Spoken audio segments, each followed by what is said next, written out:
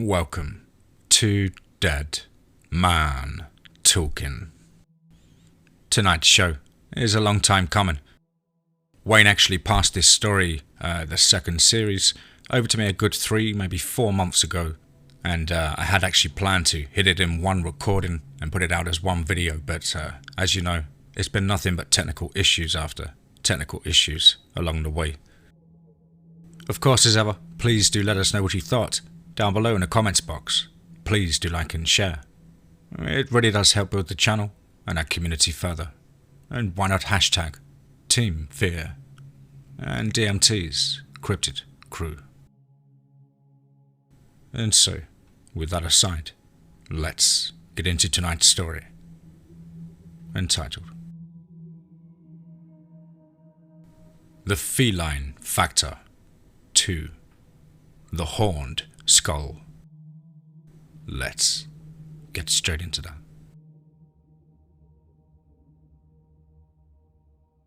About 6 months into my long exile, I finally remembered what Hild had said about the false bottom of my suitcase. Checking it, I was pleasantly surprised to find a very nice laptop and a set of CDs with a whole plethora of information I was going to need. That got sealed in a solid steel block in the basement. The only way to get to it was the use of my gift. After the incident with Lucy, life in Colonial Bay settled down for a while. I sat the exams that Mr. Babcock had set up for me, and I was able to enroll in Midvale College in the fall. I decided on a double major in archaeology and engineering, and a minor in business. It didn't help my reputation on campus much. I was known as a grind, but I had things to do. I wasn't going to let my lady down. College life was actually sort of relaxing, a break for me, and I enjoyed just concentrating and learning and staying fit for whatever was going to get thrown at me. In spite of my grades, my friendship with the gang grew, and even Joe Drew and I got closer, actually becoming friends. It really didn't take me that long to settle into a Model A lifestyle. I made several investments along the same lines as my dad had suggested. In the almost 2 years before the stock market crash, I used my gift from Freya to build up quite a stash of gold. If anyone asked, it came out of several dummy mines I owned out west. And come September of the next year, I cashed in all of my risky stocks on gold certificates. After October 29th, 1929, 2 days before my 19th birthday, I became one of the wealthiest men in America. That was a secret that was kept between me, Mr. Babcock, and the IRS. I don't think even Jimmy knew. It just wasn't a good idea to go around advertising that dude made a fortune off the stock market crash. In 1931, the whole gang and I spent 2 hours in the local theatre watching Bela Lugosi bring Bram Stoker's most famous character to life on a silver screen. Afterward, we had a late dinner and talked about it. The general conclusion was that the movie was very scary, but the real thing was even scarier. At that idea, I smiled to myself and thought that they should watch something like Fright Night or The Lost Boys.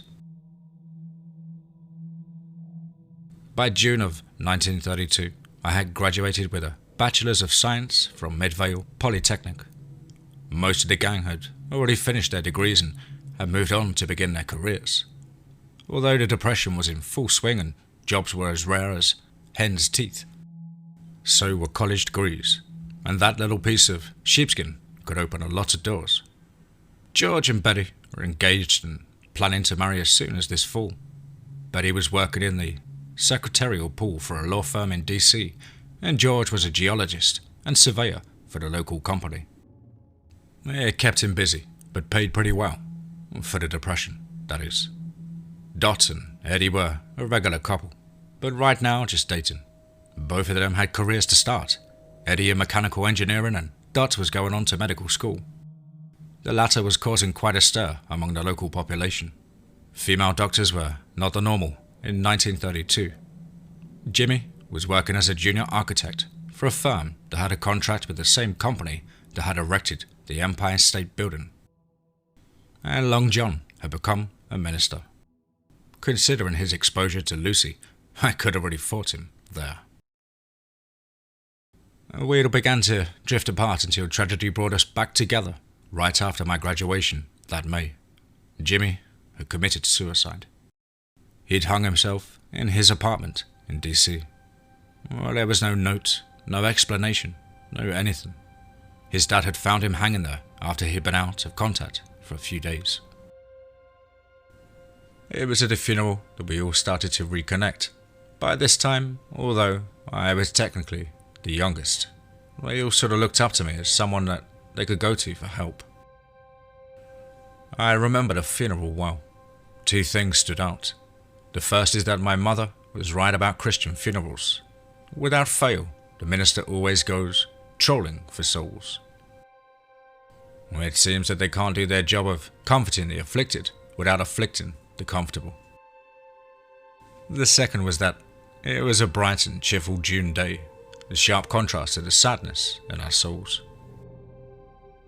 After paying our respects to Mr. Babcock, we gathered at my house for a light dinner and simply talk and reconnect. As we sat down in the parlour for a bit of what ails ye, as Mrs. McCain would say, Jimmy's death was a weight heavy on all of us. Prohibition hadn't been repealed yet, but I knew it was right around the corner. All of us were well of age and I really didn't care about the law in my own home. Sipping some good Irish whiskey my mum had given me for my last birthday. Eddie looked over his glass and asked, "Who was the last person to talk to Jimmy?" And Betty put her drink down and said, "I think I was. It was about 2 weeks ago. We had lunch in DC and he was talking about someone he'd met." I raised an eyebrow. "Really?" I turned to George and asked, "You've always sort of been the one who everybody tells things to. Did he say anything about a new lady in his life to you?" I could see where George was uncomfortable. "He told me about the same thing. We talked a little bit about it. He was afraid to tell his father." "Really?" I asked. "And did he say why?" George shook his head and said, "No." George was a terrible liar, and I could see right through that one. I wasn't going to press him now. George tended to keep other people's secrets out of respect for their privacy. He also was exercising a very good policy of not speaking ill of the dead. I simply nodded and looked at Dot and asked, "How's school?" She smiled and replied, "Actually, that's pretty tough. There's a lot of work involved." I nodded as I knew she had been having difficulty, whereas I and Eddie were proud of her as she ploughed ahead in a field in which she was eminently qualified. A lot of her male colleagues saw her as a threat, and she was. Dot consistently outperformed the male students around her. "Good," I told her. When she gave me a surprised look, I said, "That will make it that much sweeter when you hang up that sign that says Doctor on it." And she grinned at me and said, "You're a queer duck. You know that, Win?" I just smiled and said, "Quack." We spent a great deal of time just talking and catching up on things. Long John had lucked out and took the job as a pastor at one of the local churches. A couple of good recommendations from the town leaders helped with that, even though he was very young. Still, it was the Depression, and it was a poor neighborhood, so to take off some of the pressure of the congregation to pay his salary, he also worked a small farm next to the parsonage. Eddie was making good progress as a mechanical engineer. I was able to surreptitiously slip him a few hints on where to take some of his ideas, and he ran with them. I suspected the only thing that was holding him back from further advancement at this point was his age. Oh well, some things were hard to overcome when a quarter of the country was out of work. As we talked into the evening, I was surprised when Mr. Babcock showed up at my door. I, of course, asked him in and again offered my condolences. He looked past me into the parlour and I knew he saw all of Jimmy's friends talking. He smiled wanly at that and said, "I hate to bother you, Win, but I've come to ask a favour." "Anything," I told him, and meant it. Again, he looked into the parlour and asked, Can I talk to you alone?" I nodded and said, "Of course." I led him to the study where we sat and talked for the first time in over 4 years.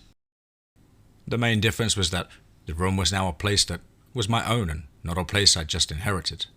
There were little changes that told even the most casual of observers that this was a man's house, absent of a wife. Most of the dollies were gone and were replaced with small cork mats. The lace curtains had been replaced with heavier drapes and wood Venetian blinds. And there were no pictures of family. They would be too hard to explain. The head of a large boar I'd killed on a hunting trip to Alfheim decorated the north wall. He smiled as he entered the room and took the seat I offered, saying, "Thank you. This is a difficult time for me, and to be honest, I don't know who else to turn to." I raised an eyebrow and went to the cupboard and pulled down 2 glasses and a bottle of scotch, the good stuff, and poured us both a drink. He smiled and took the glass of amber liquid and sipped it. "How can I help?" I asked. He sighed and took a moment to gather his thoughts. I could see the indecision in his eyes, and finally he said, "I'm not so sure that Jimmy's death was a suicide." "What makes you say that?" I asked. I wanted to hear what he had to say. "Lately Jimmy had been hanging around with a bad crowd," Mr. Babcock said. "A bad crowd?" I asked. "Gangsters?" This was after all the age of bathtub Jim and Capone had just been convicted. He shook his head and said, "No, Jimmy had more sense than that. I'm talking about those mystics and theosophists. They were a bunch of occultists who were filling his head with strange ideas about near-death experiences and higher planes of existence." "Do you think that Jimmy maybe died while trying to have one of those near-death experiences?" I asked. Mr. Babcock shook his head and said, "No, I don't think so. I think there's more to it. 2 days before he died, Jimmy told me he wanted out. Something happened that scared him half to death. He told me that if something happened to him, to come to you. He said to tell you." Mr. Babcock stopped a moment and considered his words. I could see the incredulity in his eyes as he continued. "He said to tell you that the Alu were far more dangerous than Lucy was. He said to tell you that they were the power behind the Skraelings." He stopped and asked, "Do you know what that means? What are the Alu? What are the Skraelings?" I shook my head and said, "Alu is a bastardization of an old Hebrew word that means shining ones. There's a bunch of garbage out there about them being from Atlantis, generally mystical hogwash." "What about the Skraelings?" he asked. I stopped and looked at him. "How much do you know about Leif Erikson?" I asked. He shrugged and said, "He was a Viking explorer. I think that I read somewhere that some people claimed he discovered America before Columbus." I nodded and replied, "He did. He established several colonies here." I didn't tell him that my mother was among those colonists. Nobody is sure why they pulled out. Some think the Native Americans forced them out. Others say it was politics back in Iceland and Sweden. Writings from that time refer to attacks on the colonies by Skraelings. "What does it mean?" Mr. Babcock asked. "Literally, it's Old Norse for wretched ones. Most people assume that they were the Native Americans."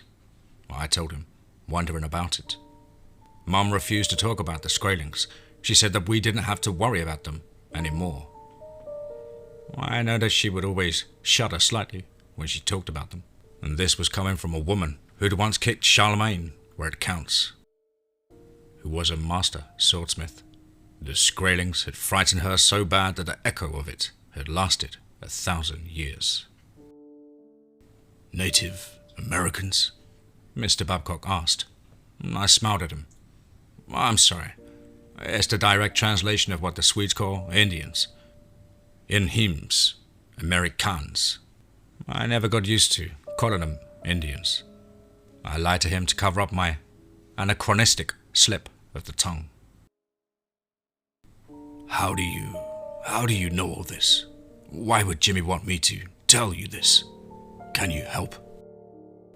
I frowned and said, Mr. Babcock, I'll do everything I can to find out what really happened. If Jimmy was murdered, I promise you, I'll bring them to justice. If he was killed experimenting with near death, I'll go after the people that encouraged him. Why? Mr. Babcock asked. Why is it that you're more concerned about my son than the police? It's their job. I gave them all the information about this, but they just ignored me. I put a hand on his shoulder and said, because he was my friend. Because that's what friends do. I listened to the other room for a moment. The others were discussing plans to get together for a camping trip in a few weeks. I turned back to Mr. Babcock and said, I'll do what I can. But what does all of this mean? He asked. It means that you are overly tired. I'll look into it. You need to go home and rest. Everything will be okay. I told him as I began to weave a spell of comfort and forgetfulness on him. It wasn't hard. He was in my home, in my domain. And since my land taking, not long after the Lucy affair, magic on the property became much easier for me. He shook his head and said, No, nothing will ever be all right again. My boy is dead, and I have to collect his things from his apartment. I put a hand on his shoulder as he rose, his hat still in his hand, and said, I know, I miss him, too, but they say time heals all wounds. And I released the spell. I tell you what, I'll go clean out his apartment for you. That way, you won't have to. The man looked up at me with tears threatening his eyes. Jimmy had good friends. Thank you, Win. He reached into his pocket and said, Here's the key to his place. Thank you again for everything. I'm honored to do it, Mr. Babcock, I told him. He nodded and I saw him out. I then rejoined everyone and made apologies for Mr. Babcock, until I was sure one way or another I didn't want to worry them. Instead, I told them that Mr. Babcock had asked me to clean out Jimmy's apartment for him. They nodded to me, as if they understood. We talked a little more, making plans for a camping trip into the West Virginia mountains in the next few weeks. I had no idea how long this investigation was going to take, but I figured that a camping trip would be a good idea for all of us. It would take our minds off things. I had acquired a couple of coal mines when I was reshuffling my assets, and I wanted to check them out. The profit margin I was getting out of them was a little too good to be true, and so I wanted to get a first-hand look at the books. I could kill two birds with one stone, as they say. George and Betty were the last to leave. I got the feeling that George wanted to talk to me. I know I wanted to talk to him.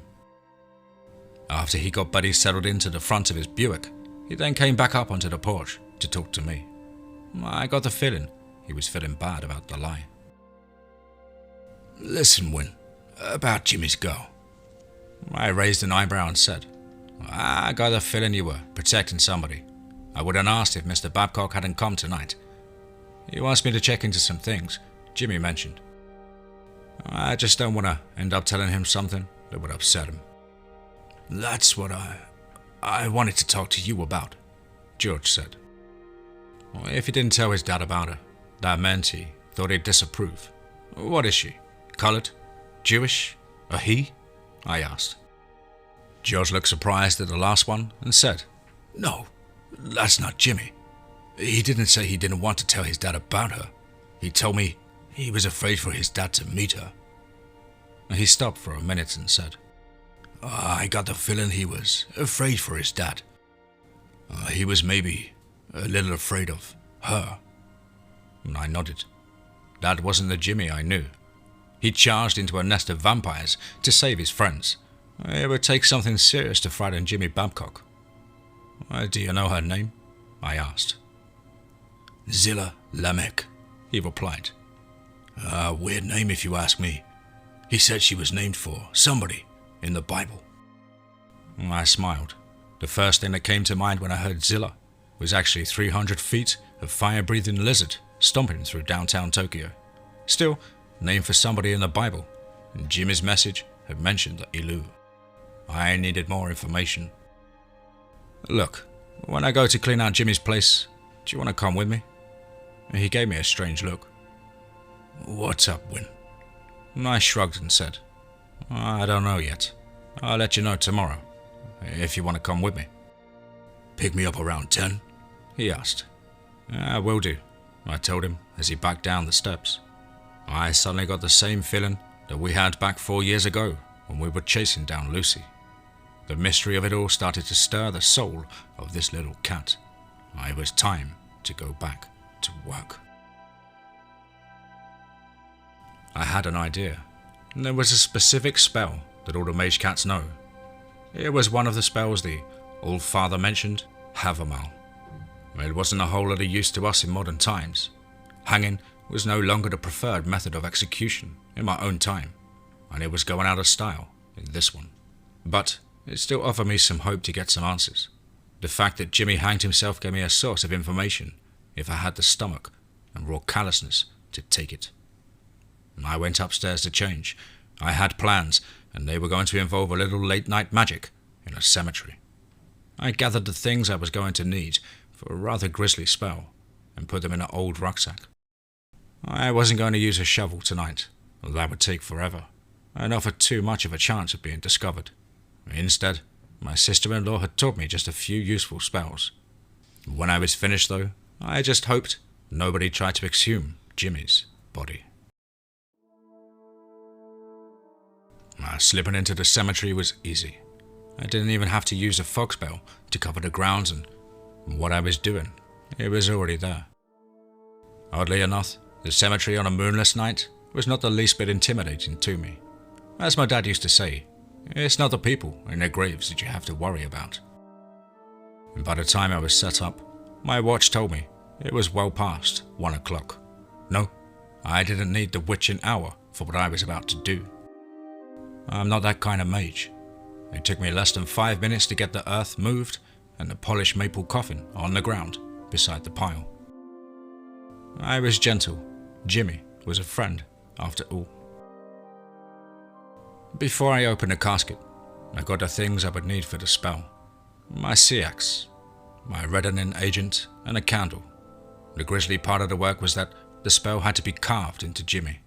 That was something to which I was not looking forward to. When I was ready, I gently pried the lid open and found my friend lying there, as if he was asleep. Looking around and listening for anyone approaching, I went to work. I carved the rune and reddened it with my own blood and some beeswax. When I was finished, I sang the spell. Badkan ek itopta. Efe exiatre opi, vafa velginna, sva ek rista, ok ironem vaka, atsa genrim gumi ok imaliar virmik. I released my will and let the spell fly. I felt it reach out for Jimmy but found nothing. At first I was confused. The spell went off the way it was supposed to. I could feel it working, but Jimmy wasn't answering its call. And then it dawned on me. I looked down at him, smiled and said softly, You didn't die by hanging, did you, old friend? You were murdered and then hanged to cover it up. Of course he didn't answer me. If he had, then it would have proven me wrong. This was all the proof that I needed. It wasn't anything I could take to the cops, but it was the confirmation of a theory. Now it was up to me to decide what to do with it. I closed Jimmy's shirt and then the lid of the coffin and placed it back into the bottom of the grave. Looking around, I shook my head. It was better to leave a mystery than leave open a chance of hurting Jimmy's father and any further. I pulled my will into me and sang a very useful and very powerful rune stave. When I released it, A brilliant flash of fire and light engulfed the coffin in the bottom of the grave. In a matter of seconds, it had burned itself down to nothing but charred ashes. Even the bones were consumed by the power of that particular spell. I quickly filled in the grave, set things right about the area, collected my things, and headed on home. I had a lot to think about.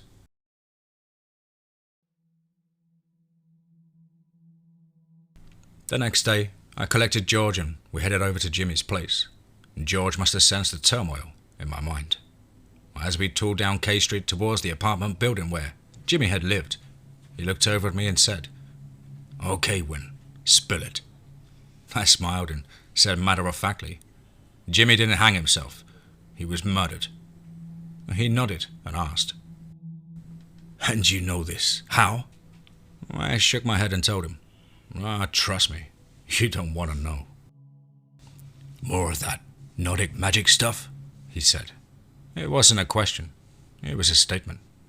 "More Nordic magic," I told him. "Then it's not something we can take to the buttons?" he sighed. "Why do I get the feeling you suspected the same thing?" I asked. "Look, I know Jimmy was always a little wacky. He just spent too much time in the blues to be on the level, but I never thought he'd go as far as kissing himself off." I nodded and said, "I tend to agree. I don't know how he died, but he didn't die from hanging himself." He looked over at me for a moment and then said, "You didn't?" I nodded and said, "I did what I had to do, what I will always do to protect my friends. When I can't protect them, then I'm going to hurt the person who hurts them a lot." "When?" he protested.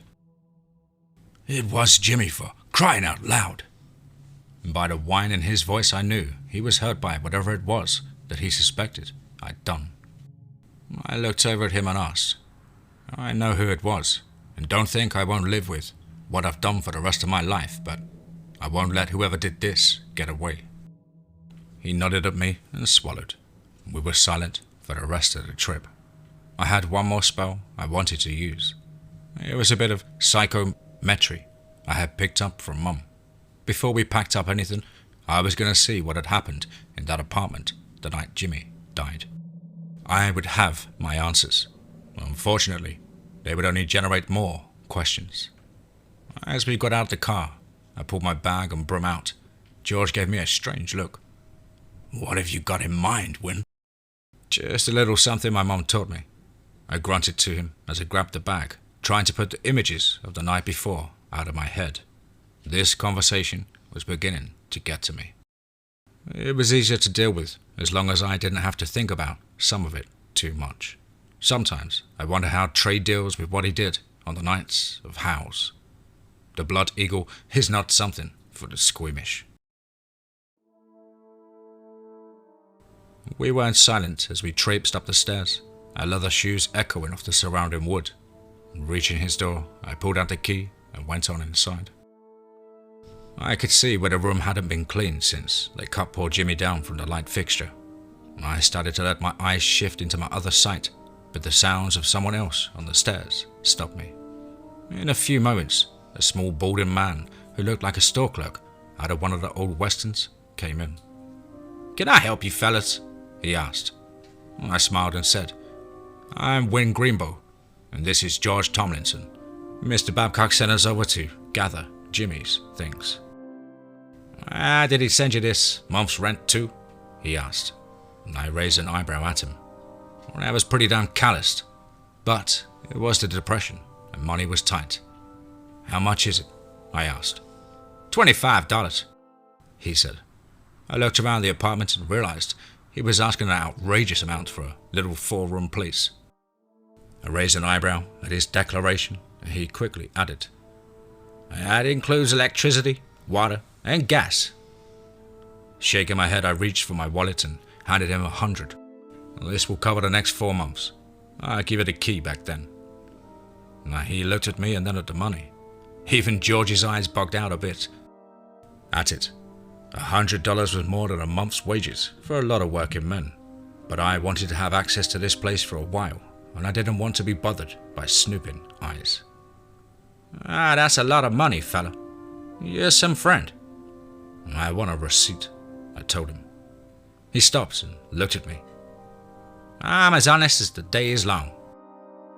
I looked at the C-note in his hand and he went away mumbling. All right. I'll get your receipt." He went walking away. "When?" George said. "Why on earth did you do that?" "Because I may need to come back here later to check some things out. I'd rather not have to be disturbed."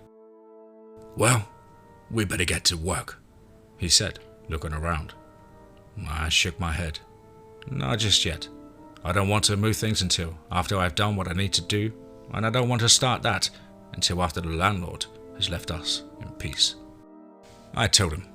And so we waited until the little man came back with a receipt and then left again. Then I closed and locked the door. I told George, "I want you to stand right there and watch." "Watch what?" he asked. "The spell is called Munin's Eye," I told him. "It will show us what happened here." He looked at me with a surprise as I broke out the materials I needed for it. Some of them I collected last night, but most of it was pretty mundane. Magic doesn't really require a lot of exotic materials. It just needs mundane things treated a specific way.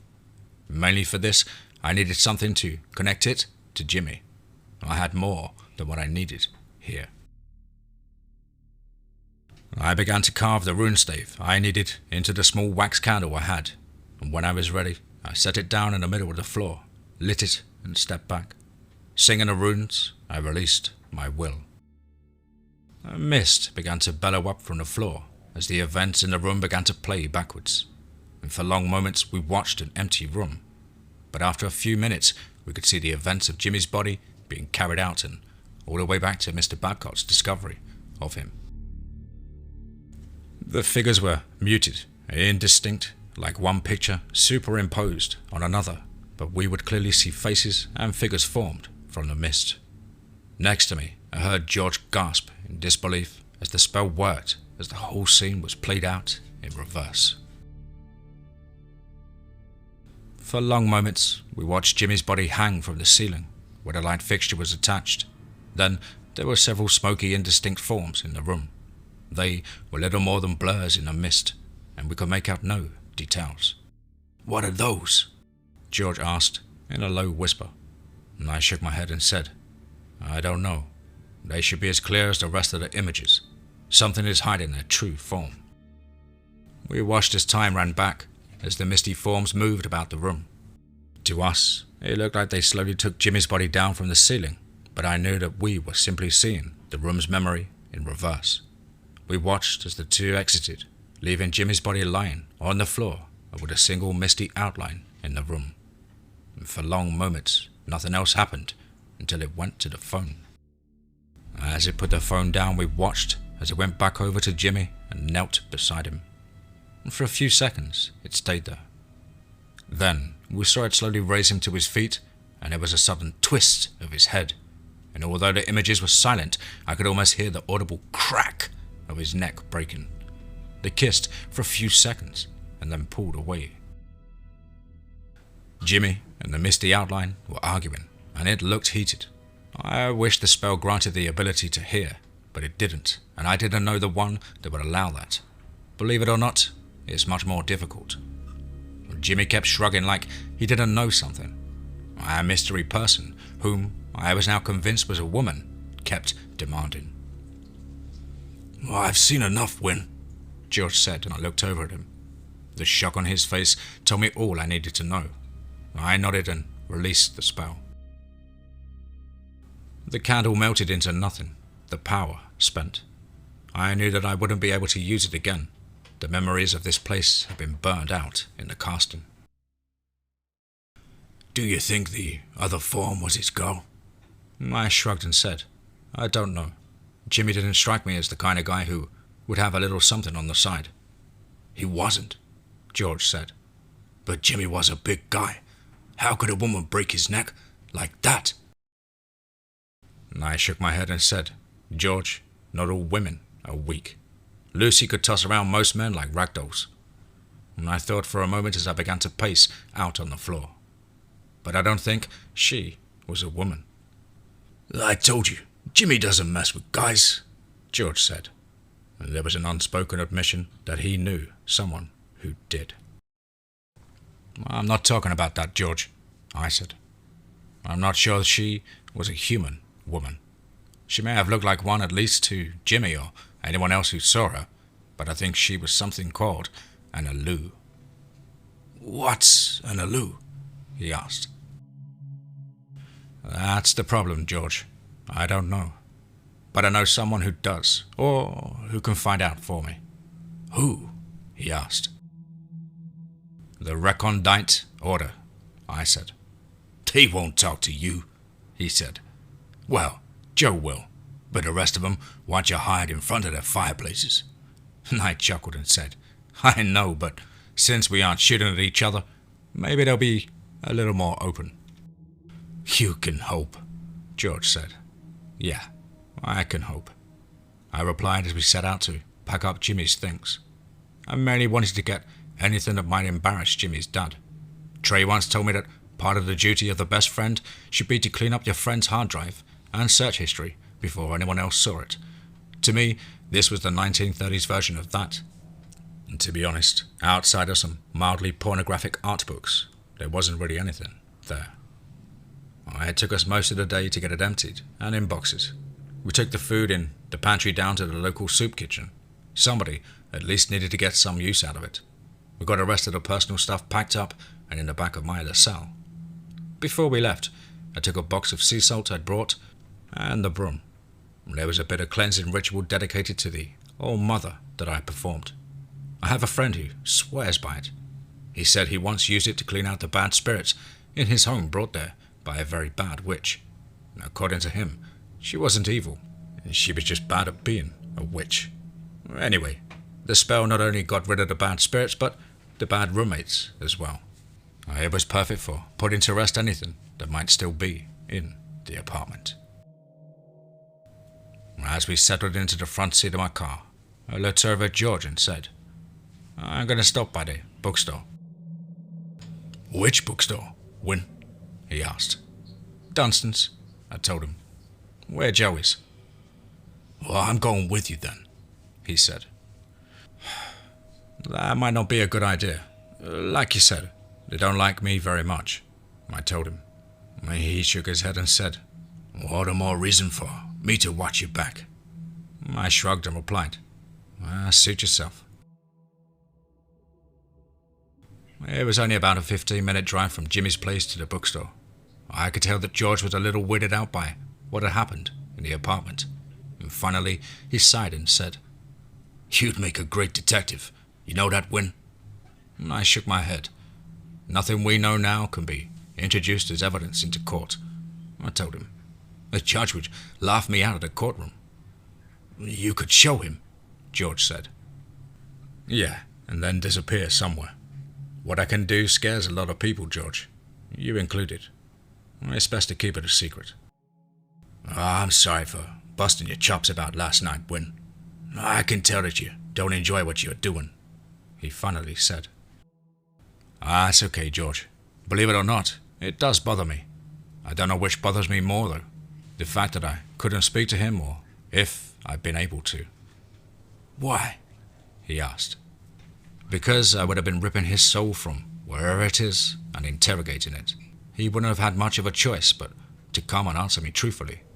Granted, I don't think that he'd have tried to hide anything, but still, it would have been a compulsion. I said. I don't like compelling my friends to do anything. He nodded and smiled.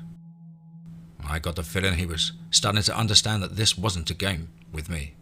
It wasn't something which to play parlor tricks. For me, this is what I am, what I do, and sometimes it wasn't very nice. 5 minutes later, as we entered the store, and as we crossed the threshold, I could feel wards at the door push against me. I looked over at Martin, who was sitting behind the counter reading.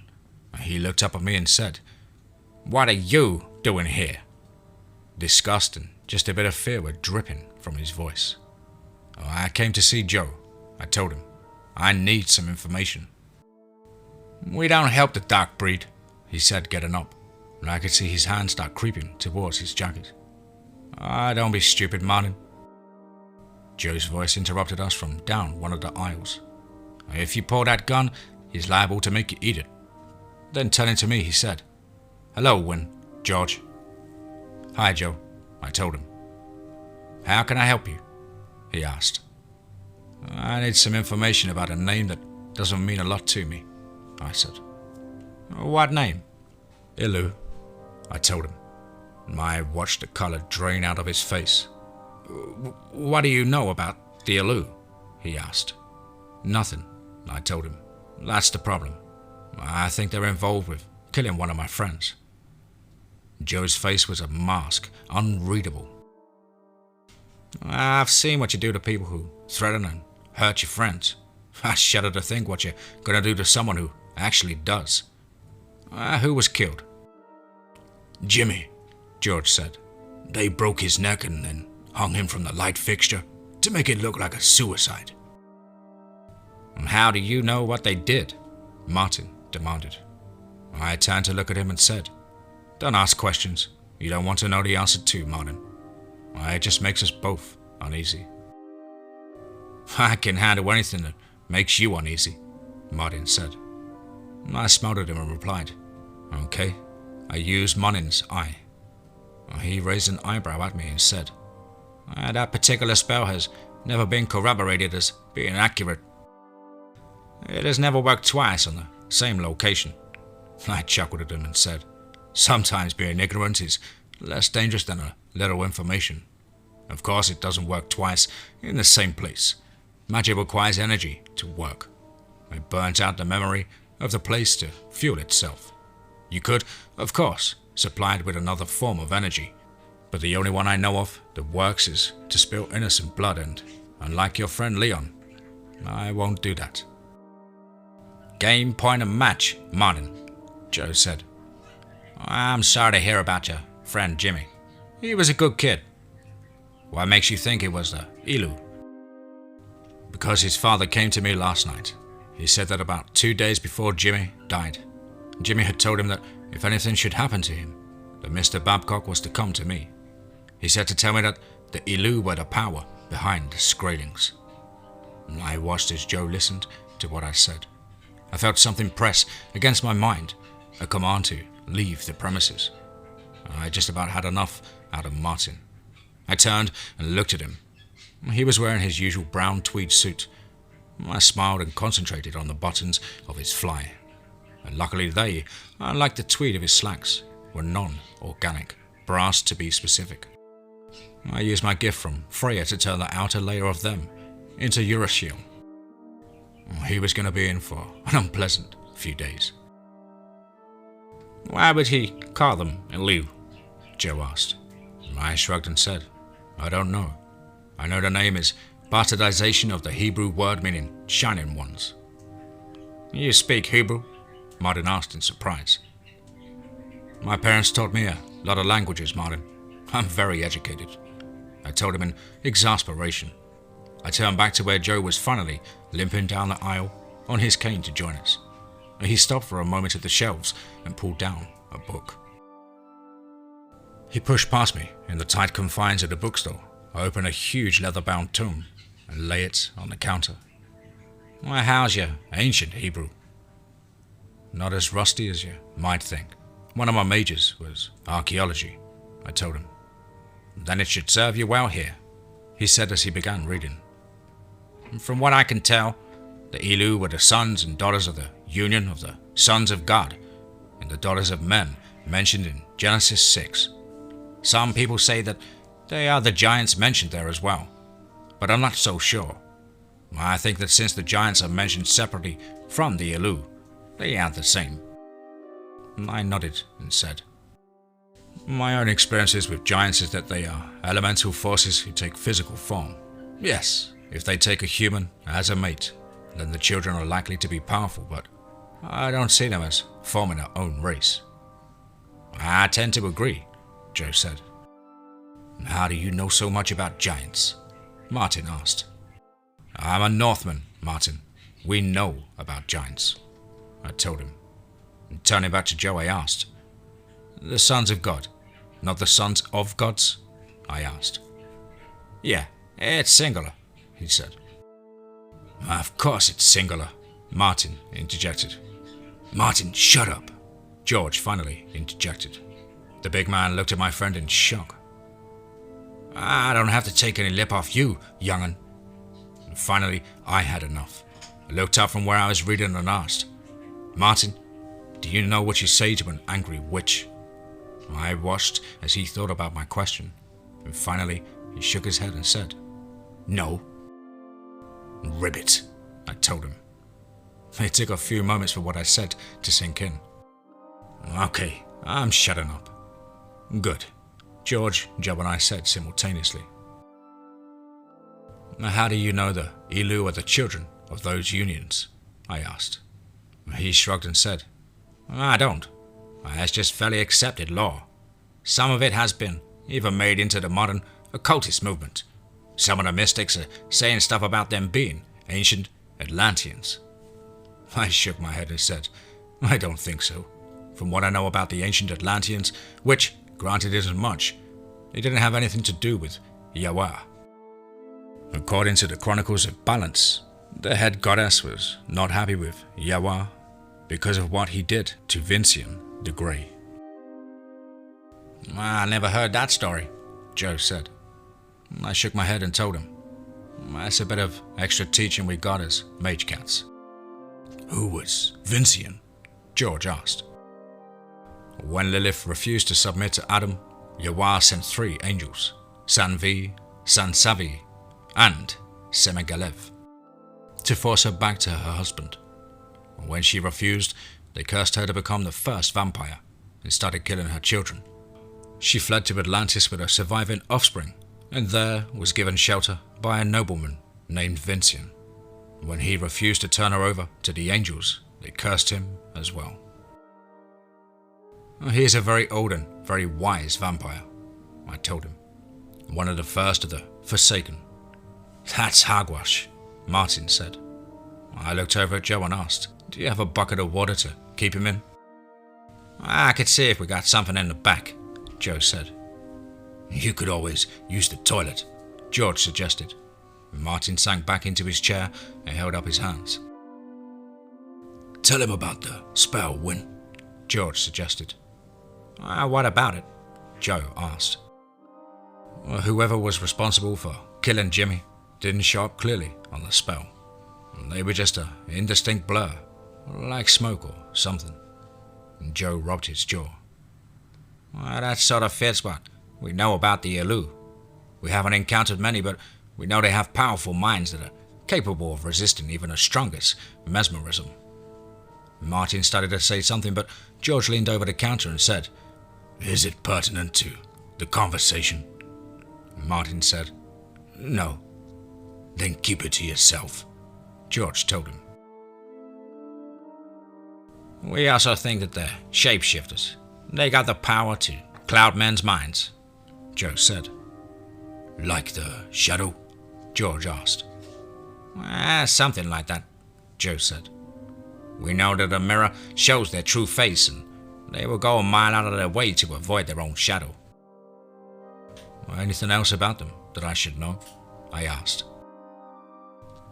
"Some people say that the horn skulls found in Pennsylvania about 50 years ago were Ilu skulls," he said. "That and the fact that they're nearly 7 feet tall." I nodded and replied, "Okay, well, that should make them stand out." "You would think so," he said. "That's about all I know." "That's more information than I had before," I told him. "Thanks for the help. We'll have to get together for dinner sometime." And looking over at George, I said, "Come on, we need to catch the ferry before it's too late." "Good luck," Joe said. "Keep me informed." "Will do," I told him. "Bye, Martin," I added as George and I left the store. "Is that guy like that every time you go there?" George asked. "Who? Martin?" I asked, and George nodded. "Yeah, pretty much. First time I met him, he tried to lock me in with a ward." "Sounds like a barrel of laughs," George said. Oh, it is. And Joe and I have actually managed to become friends in spite of it, I said. When? Would you really have turned him into a frog? George asked. I shook my head and said, no, that kind of spell was just too much work. With just a piece of advice, I wouldn't shake hands with him for a while if I were you. What did you do? He asked me. Oh, nothing. He's just going to have a very bad case of poison ivy in a very uncomfortable place by tomorrow. I don't like people who try to invade my mind. The rest of the trip home was mostly in silence. We made it to Mr. Babcock's just before sundown. After we unloaded Jimmy's things, and I dropped George off at his place, it was nearly 8 o'clock by the time I got home. A package was waiting for me by the door. I picked it up and found it to be unusually heavy. Looking at the postage, I realized that it cost quite a bit to ship by mail. Then I saw who had mailed it. James Babcock. I wasn't about to carry this across my own wards. Instead, I took the package out back to the small workshop I had set up out there near the V. Turning on the light, I closed the door behind me and set the package down on a heavy workbench I use for working metal. And I carefully pulled the wrapping off to find a wooden crate inside. With a crowbar, I pried open the top and was surprised to find another box inside the crate. This one was a simple hook clasp holding shut the lid. I warily undid that and tipped the lid back with the end of the crowbar. A dim red light began to glow around the seam and grew brighter as I opened the lid. Inside was a human skull with a 7-inch horn sticking out above each eye. And from inside the eyes, a red light was pulsing with an evil hum that pounded against my ears and my mind.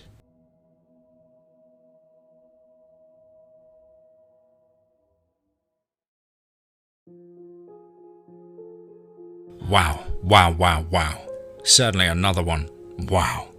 Absolutely awesome, chest-pounding and mysterious start to an incredible series, no doubt, by my good friend Wayne Harbison. Of course, as ever, a huge thank you to Wayne for his patience and support and input and friendship. Very much appreciated. Guys and girls, why not treat yourself and help us support Wayne with his endeavours?